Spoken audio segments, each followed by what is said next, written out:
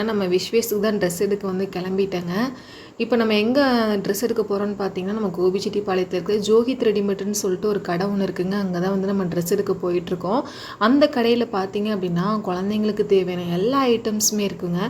எல்லா மாடல்லையுமே இருக்கும். அந்த கடை ஃபுல்லாகவே ஒன்லி குழந்தைங்க செக்ஷனில் உள்ள துணி மட்டும் எல்லாமே தான் இருக்கும். இதான் வந்து நம்ம ஏரியாங்க. இப்போ தான் நம்ம கடைக்கு வந்துட்டோம். எனக்கு இந்த ஒரு கடை வந்து கொஞ்சம் ஃபேவர்னே சொல்லலாம். ஏன்னா டக்குன்னு இந்த கடைக்கு தான் நான் வருவேன். நம்ம என்ன மாடலில் ட்ரெஸ்ஸு கேட்டாலுமே இங்கே வந்து இருக்குங்க. அண்ட் தென் கொஞ்சம் ப்ரைஸ் எச்சா இருக்க மாதிரி தான் இருக்குங்க. ஏன்னா நம்ம துட்டுக்கு தகுந்த பணியாரன்னு சொல்கிற மாதிரி தாங்க. இப்போ ஷர்ட்டெல்லாம் பார்த்திங்கன்னா கலெக்ஷன்லாம் நிறையா வந்துருந்துச்சு. அது இல்லாமல் அந்த பொண்ணுங்க என்ன சொன்னாங்கன்னா அடுத்த மாதம் தீபாவளி வரனால இன்னும் கலெக்ஷன்லாம் நிறையா இருக்கும் அப்படின்ற மாதிரி சொல்லியிருந்தாங்க. கிட்டத்தட்ட ஷர்ட்டு ப்ரைஸ் எல்லாம் பார்த்திங்கன்னா எக்கச்சக்கமாக அதிகமாக தான் இருந்துச்சுங்க. இதான் பார்த்தீங்கன்னா விச்சுவுக்கு புது ட்ரெஸ்ஸு பார்த்தீங்களா, ஷர்ட்டு. இது வந்து விச்சுமாக்கு ஃபேண்ட். ஸோ விச்சுக்கு வந்து இந்த காம்பினேஷனில் தான் போட போகிறோம். நல்லா இருக்கா? எங்கள் வீட்டில் எல்லாருக்குமே ஒரு பழக்கம் இருக்குதுங்க. அதாவது புது ட்ரெஸ்ஸு வாங்கினோம்னா இந்த மஞ்சள் கொண்டு இந்த மஞ்சள் லைட்டாக வச்சு மஞ்சள் தொட்டு அடுத்து வந்து ட்ரெஸ்ஸில் வச்சுருவோங்க. அது எந்த ட்ரெஸ்ஸாக இருந்தாலுமே சரி, புது ட்ரெஸ்ஸுக்கு வந்து இப்படி தான் பண்ணுவோம். அது ஏன் பண்ணுறாங்கன்னு எங்களுக்கும் தெரியலிங்க. ஆனால் அப்போலேருந்து எங்கள் மாமனார் மாமியார் எல்லாருமே சொல்லுவாங்க. அதனால் ஒரு பழக்கம். மஞ்சள் வச்சு அடுத்து வந்து விச்சுக்கு ட்ரெஸ்ஸு போட போகிறோம். கட் பண்ணி இப்போ பார்த்தீங்கன்னா விச்சுக்கு வந்து ட்ரெஸ்ஸு போட்டு விட்றோம். இதுதான் பர்த்டே ட்ரெஸ்ஸு. எப்படி இது காம்பினேஷன் இருக்குன்ட்டு மறக்காமல் எல்லோரும் சொல்லுங்கள். அண்ட் தென் இந்த குட்டி பையனுக்கு ஒரு விஷயம் ஒன்று பண்ணிடுங்க. விச்சு ஹாய் காட்டிடு, ஹாய் கட்டு, ஹாய் கட்டு, ஹாய் கட்டு. நாக்கு வெளியே தள்ளக்கூடாது சாமி. நாக்கு வந்து திரும்பி அம்மா பாரு. விச்சுக்கு புது ட்ரெஸ். ஏஞ்சி நில்லு மேலே, எந்திரிச்சு நில்லு, எந்திரி எந்திரி எந்திரி. விச்சுமாக்கு வந்து இப்போ ஷர்ட் போட்டுட போறோம். விச்சு வந்து ஃபர்ஸ்ட் டைம் லாங் ஷர்ட், அதாவது கை வந்து லாங்கா வச்சு போடுறான்.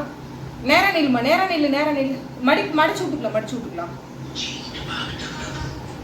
ஓகே சரி, இன்னைக்கு வந்து பையனுக்கு பர்த்டே ஒரு ஃபோட்டோ ஒன்று எடுக்கலான்னு சொல்லிட்டு பையனை நிற்க வச்சோம்னா ஒரு ஸ்டில்லுக்கு கூட நிற்கவே மாட்டேன்ட்டாங்க.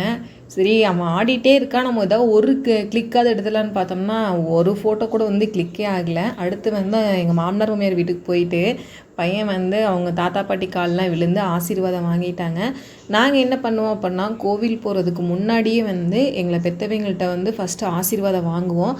ஆசீர்வாதம் வாங்கிட்டு தான் நாங்கள் வந்து கோவிலுக்கு போவோம். ஏன்னா அது வந்து நாங்கள் அப்போலேருந்து அப்படி தாங்க.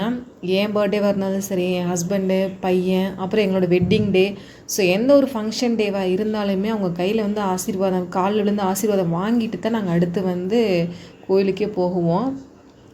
இது பார்த்திங்கன்னா எங்கள் வீட்லேயே உள்ள பெரிய ஆயாங்க. இவங்களுக்கு வயசு வந்து கிட்டத்தட்ட இப்போ 99 வயசு ஆயிடுச்சு. அவங்க வந்து எங்கள் மாமனாரோட அம்மா தான். இப்போ வந்து நம்ம எந்த கோயிலுக்கு போயிட்டுருக்கோன்னு பார்த்தீங்க அப்படின்னா பச்சைமலை முருகன் கோயிலுக்கு தாங்க நம்ம போயிட்டுருக்குறோங்க. இந்த முருகன் கோயில் எங்கே இருக்குதுன்னு பார்த்தீங்க அப்படின்னா ஈரோடு டிஸ்ட்ரிக்டில் கோபிச்செட்டிப்பாளையத்தில் தாங்க லொக்கேட் ஆகிருக்குது. இப்போ நம்ம கோயிலுக்கு போகும்போதே பார்த்திங்கன்னா நம்ம எந்த டைரெக்ஷன்லேருந்து வந்தாலுமே நமக்கு பச்சைமலை போகிற வழின்னு சொல்லிட்டு போர்டு இருக்குங்க.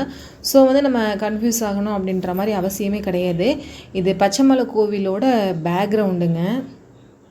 இது வந்து சுற்றிலும் இருக்கும், அந்த பச்சைமலை கோயிலோட சுற்றிலுமே இருக்கும், பார்த்துக்கோங்க. அப்புறம் போயிட்டு கீழே மலைக்கு அடிவாரத்தில் பைக்கை பார்க் பண்ணிவிட்டு நம்ம வந்து கிளம்பியாச்சு. கோயிலுக்கு வந்து மொத்தம் 2 ரூட் இருக்குங்க. ஒன்று வந்து இப்படி படியில் வந்து ஏறி போய்க்கலாம், இல்லை அப்படின்னா சைடில் இப்போ காட்டும் பாருங்கள், இந்த ரூட்டில் வந்து வண்டியில் வந்து மேலே போய்க்கலாம். இப்போ பைக்கில் ஒருத்தவங்க மேலேருந்து கீழே வர்றாங்க பார்த்தீங்களா, ஸோ இதுலேயே வந்து மேலே போய்க்கலாம். போகலாம். ஃபஸ்ட்டு பார்த்தீங்க அப்படின்னா நம்ம எந்த கோவிலுக்கு போனாலுமே கீழே மரத்துக்கு அடியில் ஒரு விநாயகர் இருப்பாருங்க. நீங்கள் எந்த கோவிலுக்கு போய் பார்த்தீங்கனாலுமே விநாயகர் தான் ஃபஸ்ட்டு இருப்பார். அவருக்கு ஒரு கும்பிடு போட்டு தான் நம்ம மேலே போகிற மாதிரி இருக்குங்க. இதான் மலையில் ஏறும்போதுங்க, மலையை சுற்றிலுமே வெறும் மரங்களாக வச்சுருந்தாங்க. அது பார்க்குறதுக்கே பார்த்திங்கன்னா அவ்வளோ அழகாக இருந்துச்சு. மைண்டு பயங்கர பீஸ்ஃபுல்லாக இருக்கும். நீங்கள் எந்த ஒரு மலை கோயிலுக்கு போயிட்டு வந்தாலுமே வந்து அந்த ஒரு மைண்டு பீஸ்ஃபுல்லாக இருக்கிறத நல்லாவே ரியலைஸ் பண்ண முடியுங்க. அதுக்கப்புறம் வந்து கொஞ்சம் தூரம் போனதுக்கப்புறம் விச்சுமாருன்ட்டு நானே ஏறி போய்க்கிறேன் அப்படின்ற மாதிரி மேலே ஏற ஆரம்பிச்சிட்டான். இது பார்த்தீங்க அப்படின்னா அந்த கோவிலுக்கு போகிற வழியில் சைடில் இருக்குங்க. இது வந்து ஒரு பெரிய ஹிஸ்ட்ரியே இருக்குதுங்க. நான் வந்து பார்த்திங்கன்னா அடுத்த வீடியோவில் பச்சைமலை கோவிலை பற்றி ஒரு ஃபுல் வீடியோ வந்து போடுறேன். அந்த வீடியோவில் வந்து இதோட ஹிஸ்ட்ரியெல்லாம் வந்து ஃபுல்லாக சொல்கிறேங்க. ஏன்னா இதோட ஹிஸ்ட்ரியை வந்து இப்போ நான் சொன்னேன் அப்படின்னா வீடியோ வந்து ரொம்பவுமே லென்த்தாக போகும். இப்போ பார்த்திங்கன்னா நம்ம கொஞ்சம் மேலே ஏறி வந்துட்டேங்க. இந்த கோவிலோட சிறப்பு என்னென்னு பார்த்திங்க மேலே ஏறும்போது ஒவ்வொரு இடத்துலையுமே பார்த்திங்க அப்படின்னா முருகனோட அறுபடை வீடு இருக்கு இல்லைங்களா. ஸோ ஒவ்வொரு மண்டபத்துலேயுமே ஒவ்வொரு அறுபடை வீடோட ஒரு இது வச்சுருப்பாங்க, அந்த ஸ்டில் வச்சுருப்பாங்க. அடுத்து பார்த்திங்கன்னா இது வந்து முருகர் பார்த்திங்கன்னா எவ்வளோ ஹைட்டாக இருக்காருன்னு சொல்லிட்டு பாருங்கள். நாங்கள் போனது பார்த்திங்க அப்படின்னா காலைல ஒரு 10 மணிக்கு போயிருந்தோம். 10 மணிக்கே பார்த்திங்கன்னா வெயில் வந்து பயங்கரமாக சுட்டெரிச்சிருச்சு. ஆனால் காலெல்லாம் பயங்கர சூடாக தான் இருந்துச்சு. இருந்தாலும் முருகர் கோயிலுக்கு போகிற ஒரு குஷியில் எனக்கு அது ஒரு காலெலாம் சூடாக இருந்தது தெரியல. பட் பையனை நடந்து தான் போனான். முருகர் பாருங்கள் எவ்வளோ ஹைட்டாக இருக்காருன்னு சொல்லிட்டுங்க. இந்த கோவில் பார்த்திங்க அப்படின்னா கிட்டத்தட்ட 2000 வருஷத்துக்கு மேலே இருக்குன்ற மாதிரி சொல்லியிருக்கிறாங்க. அதாவது புராணங்களெல்லாம் வந்து இந்த கோயிலை பற்றி நிறைய சொல்லியிருக்கிறாங்கன்ட்டு வந்து ஒரு புக்கில் வந்து படிச்சுங்க. அடுத்து வந்து இந்த பச்சைமலை முருகனுக்கு பார்த்திங்கன்னா இப்போ ரீசெண்டாக தான் வந்து கும்பாபிஷேகம் வச்சாங்க. ரீசெண்டானா ஒரு 6 மாதம் இருக்குங்க. 6 மாதத்துக்குள்ளே தான் வச்சாங்க. மேலே இது வியூ பாயிண்ட் பாருங்கள், ஃபுல்லாகவே கோபிச்செட்டிப்பாளையத்தோட வியூ பாயிண்ட்டு தாங்க. இங்கே மேலேருந்து பார்த்தோம் அப்படின்னா அவ்வளோ அழகாக இருக்குதுங்க. அந்த மலை கீழே வந்து ஒரு டேம் இருக்குங்க. இங்கேருந்து பார்த்தா டேமில் நல்லா தெரியும். அந்த மலை கீழே டேமு, அடுத்து வந்து ஊரெல்லாம் இருக்கிறனால செம்மையாக இருக்குங்க மேலேருந்து பார்க்குறதுக்கே. அடுத்து பார்த்திங்க அப்படின்னா இங்கே வந்து கீழே சாமி கும்பிட்டோம். அடுத்து ஒரு குறிப்பிட்ட கட்டத்துக்கு மேலே என் பையனால் நடக்க முடியல. அப்புறம் நான் என்ன பண்ணிட்டேன்னா என் பையனை தூக்கிட்டு கொஞ்சம் தூரத்துக்கு மேலே வந்து ஏற ஆரம்பிச்சிட்டேங்க. முருகா சரணம் அப்படின்ற மாதிரி சொல்லிட்டு ஏற ஆரம்பிச்சிட்டோம். கரெக்டாக வந்து மூலவர் சன்னதிக்கு நேராக பார்த்திங்க அப்படின்னா அந்த மயில் இருப்பாங்க. இங்கே பார்த்திங்க அப்படின்னா வந்து நடராஜ பெருமானுக்கு வந்து அபிஷேகம் பண்ணிகிட்டு இருந்தாங்க. அந்த அன்னைக்கு வந்து நடராஜ பெருமானுக்கு வந்து உகந்த நாள் அப்படின்னு சொல்லிட்டு பண்ணிகிட்டு இருந்தாங்க. நாங்களும் வந்து அபிஷேகம் பார்த்தோங்க. தேன் நெய் முதலிய வஸ்துக்களாலும் சமைத்து வகைகளாலும் அன்ன வகைகளாலும் கொலகால வச்சின வகைகளாலும் தேவனுடைய திருவிழாவை படைக்கப்பட்ட அனைத்து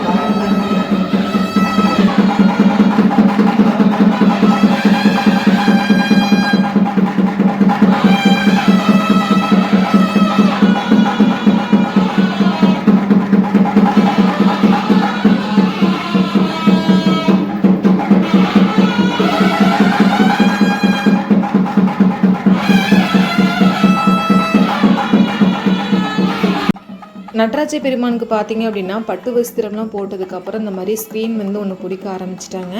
அதுக்கப்புறம் நாங்களும் வந்து கோவிலை சுற்றி வந்து சாமி கும்பிட்டோம். உண்மையாகவே கோவிலுக்கு போயிட்டு வந்தோம் அப்படின்னா மனசு வந்து அவ்வளோ அமைதியாக இருக்குங்க. இந்த தூணெல்லாம் பாருங்கள் எவ்வளோ பிரம்மாண்டமாக கட்டியிருக்காங்கன்னு சொல்லிட்டுங்க.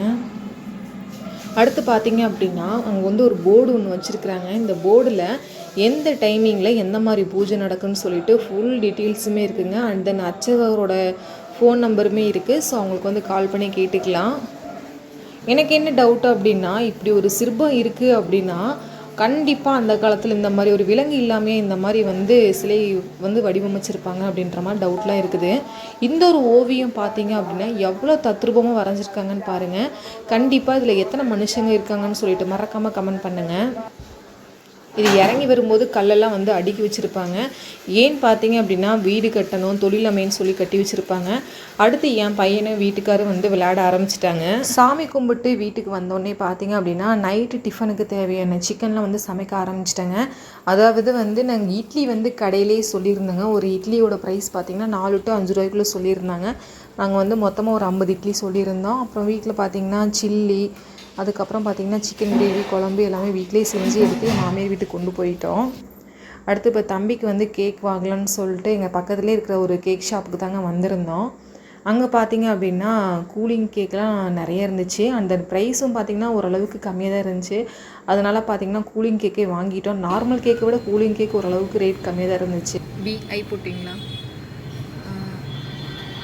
விஇஎஸ் வி ஆமாம் VESHWARAN.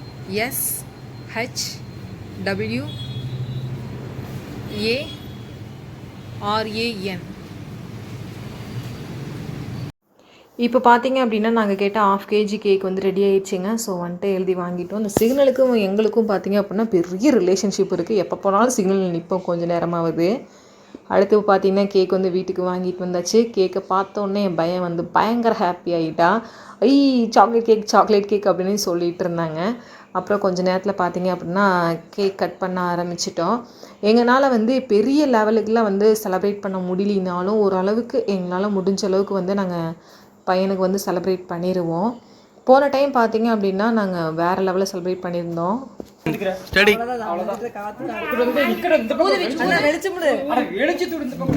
Happy birthday to you happy birthday to you happy birthday to you